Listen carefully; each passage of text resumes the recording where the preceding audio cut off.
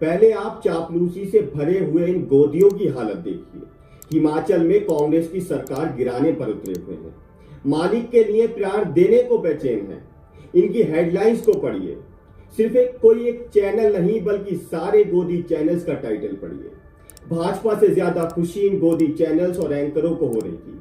इनकी खबरों को देखकर आप भी सोचेंगे कि इन्हीं गोदियों ने विपक्ष को खत्म करने की सुपारी दी हुई है। गुल्लू के चैनल की हेडलाइंस देखिएगा, हिमाचल कांग्रेस में हाहाकार, गिरेगी सुक्खू सरकार।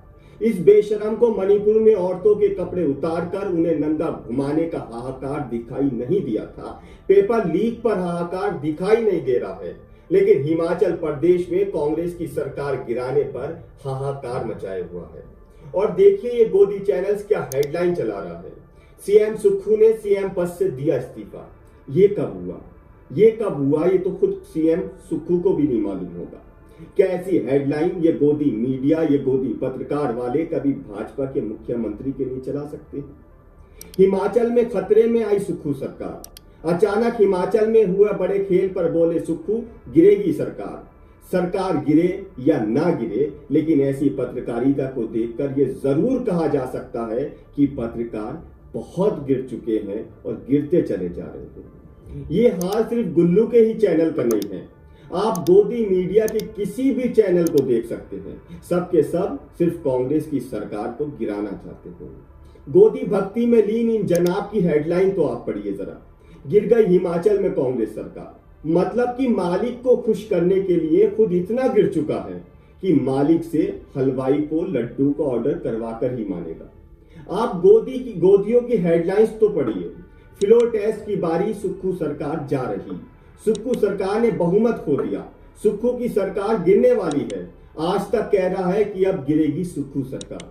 ये सुशांत सिन्हा है, वही जो चंडीगढ़ चुनाव में बेईमानी करते हुए पकड़े गए सरकारी चोर को संत बताने में लगा हुआ था। ये कह रहा था कि बगावत, इस्तीफे, भगदड़, हिमाचल में सरकार कितने दिन चल पाएगी। एक दूसरी वीडियो में सुशांत फिर यही बात कह रहा है। ये एक और गोदी है, इसकी हेडलाइन पढ़िए, हिमाचल में गिर जाएगी कांग्रेस सरकार, राहुल सोनिया की हालत खराब। मतलब कि इसको फिलहाल विदेश गए हुए राहुल गांधी की तबीयत की अच्छी जानकारी है। हेडलाइन है भी तो ऐसी, जो इन गोदियों के मंसूबों को नहीं जानता होगा वो तो यही सोचेगा कि शायद हिमाचल में सरकार गिरने के सदमे से राहुल गांधी और सोनिया गांधी अस्पताल में भर्ती हो गए। कमाल है यार, दलाली की कोई हद ही नहीं है। ये भी यही कह रहा है, हिमाचल में गिर जाएगी सुक्खू सरकार। आप समझ रहे हैं? गौर कीजिए, सारे गोदी चैनल एक ही हेडलाइन के साथ खबर चला रहे थे। क्या किसी ने गोदियों के व्हाट्सएप ग्रुप में ये टाइटल भेजा था कि इस टाइटल पर आज पूरे दिन, अगले दिन, तीसरे दिन खबर चलेगी? अब आखिर में इस खबर के टाइटल को पढ़िए, शाह ने हिमाचल में कर दिया खेल, कांग्रेस के 9 विधायक गायब। मैं इसी खबर पर आपको लेकर आना चाह रहा था, ये सबसे काम की खबर है। ये खबर बता रही है कि पूरा खेल अमित शाह ने किया है, मतलब कि अमित शाह ही इस खेल के पीछे सबसे बड़े चाणक्य हैं। लेकिन हिमाचल में कांग्रेस की सरकार तो बच गई, तो वो कौन है जिसने चाणक्य को उसी के अंदाज में पटकनी दे दी है?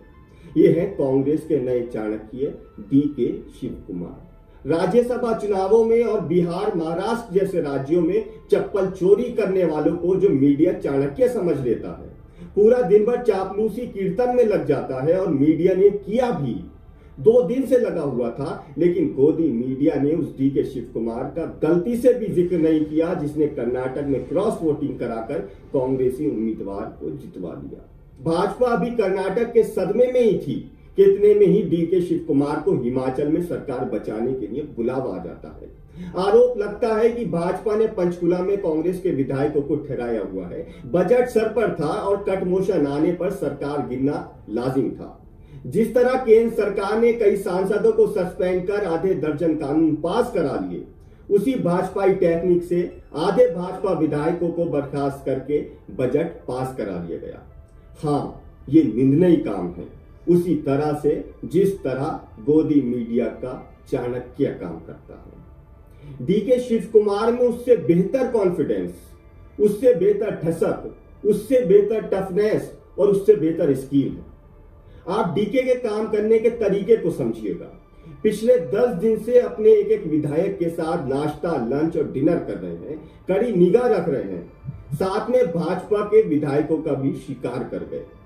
हिमाचल में अगर डीके की चाणक्यगिरी काम नहीं आती तो भाजपा की चाणक्यगिरी बाजी मार ले गई थी। आप पिछले 5 सालों में कांग्रेस के संकटों के मैचों के आखिरी ओवर को देखिएगा तो कांग्रेस को आखिरी ओवर में डीके की ही याद आती है। तेलंगाना हो या महाराष्ट्र हो या एमपी हो, जब डीके आते हैं तो कांग्रेस की उम्मीद जग जाती है। जब तक डीके पिच पर हो तब तक हार नहीं मानी जाती, लेकिन फिर भी कांग्रेस ने इस खिलाड़ी को कर्नाटक के मैदान में ही बांध करके रखा है। यह बात किसी आम कांग्रेसी को भी समझ नहीं आती। कांग्रेस संगठन में ऐसे नेताओं का राज है जिनके पीछे ना भीड़ है, ना उनके पास विजन है और ना ही वो कोई करिश्माई नेता है।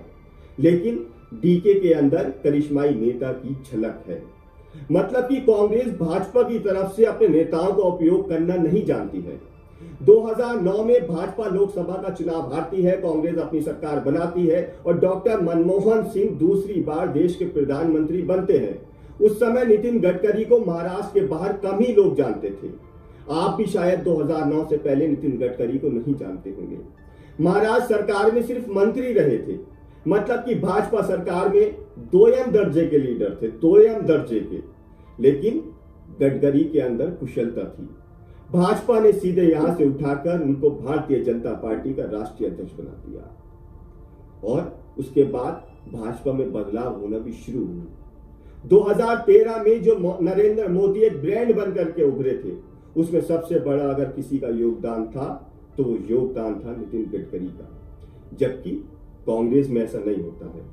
हालांकि इसमें कोई दो राय नहीं कि डीके में यानी कि डीके शिव कुमार में गडकरी से ज्यादा सियासी काबिलियत है, भरोसेमंद है, जेल जाकर आ चुके हैं, आईटी रेड झेल चुके हैं, लेकिन कांग्रेस से टूटे नहीं।